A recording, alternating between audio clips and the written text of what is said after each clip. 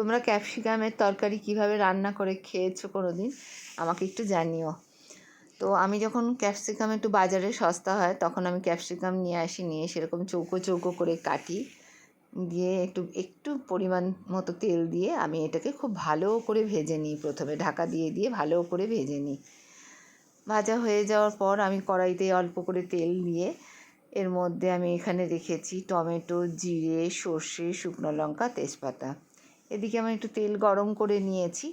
গরম করে তেলটার মধ্যে আমি প্রথমে দেব শুকনো লঙ্কা। শুকনো লঙ্কাটাকে আমি বীজ ছাড়িয়ে পরিষ্কার করে রেখেছিলাম। এবার একটু ভাজা ভাজা করে নেব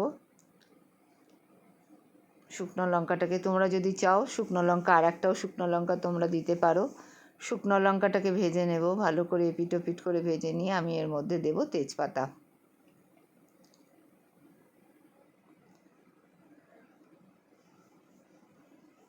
তেজপাতাটাকেও একটু শুকনো লঙ্কার সাথে ভেজে নেব।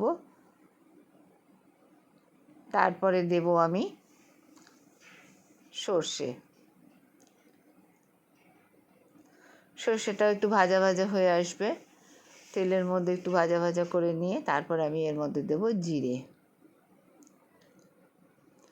জিরেটাকেও জিরে, সর্ষে, শুকনো লঙ্কা, তেজপাতা একটু ভালো করে ভেজে নিয়ে একটু কম আঁচে ভাজবো যাতে পুড়ে না যায়, এটা খেয়াল রাখতে হবে, কোনো ফোড়নই যাতে পুড়ে না যায়। তারপর এর মধ্যে আমি দেব পেঁয়াজ, টমেটো যে কেটে কেটে রেখেছিলাম সেটাকেও একটু ভেজে নিলাম। এর মধ্যে দেব পেঁয়াজ আর রসুন, আমি আলাদাভাবে কুচিয়ে রেখেছি, সেই রসুন আর পেঁয়াজটাকেও আমি ভালো করে ভেজে নেব।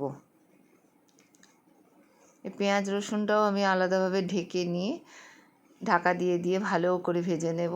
আমি যেহেতু কম তেল দিয়েছি একটু আঁচটা বেশি পরিমাণ বাড়াবো না, একটু কম আছে আমি ভালো করে ভেজে নেব।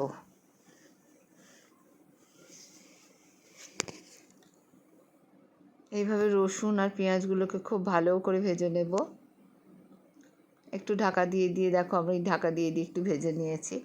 আচ্ছা, ভালো করে ভাজা হয়ে যাওয়ার পর এর মধ্যে আমি সেই ভেজে রাখা ক্যাপসিকামগুলো দিয়ে দেবো। এর মধ্যে সামান্য একটু নুন দেব, হলুদ দেব, খুব সামান্য পরিমাণ হলুদ দেব, বেশি হলুদ দেব না, আর নুন দেব, আর দেব চাট মশলা, অল্প একটু সামান্য চাট মশলা, খুব টেস্টটা একটু টকটক হয়। আচ্ছা, এরপরে আমি যখন ভালো করে ঢাকা দিয়ে আমি একটু মজিয়ে নেব পুরো মশলার সাথে ভাজা ক্যাপসিকামগুলোকে, আমি এর মধ্যে দেব ভাজা বেসন। ছোলার ডালের বেসন আমি আলাদা কড়াইতে ভালো করে ভেজে নিয়েছিলাম, ভেজে আমি একটা থালা মানে প্লেটের উপর রেখেছি। এটাকে যখন খুব ভালো করে ভাজা হয়ে যাবে ঢাকা দিয়ে দিয়ে, এরপর আমি সেই ভাজা বেসনগুলো এর উপরে ছড়িয়ে দেব। পুরো বেসনটাকে, তো মোটামুটি আমার হাফ কাপ মতো বেসন ছিল, ভেজে রেখেছিলাম, আর ক্যাপসিকাম ছিল মোটামুটি 6টা মতো ক্যাপসিকাম ছিল। তো এই বেসনটাকে যতক্ষণ না পর্যন্ত পুরো মিক্স হয়ে যায় ততক্ষণ, খেতেও খুব সুন্দর হয়। তোমরা এভাবে করে দেখো।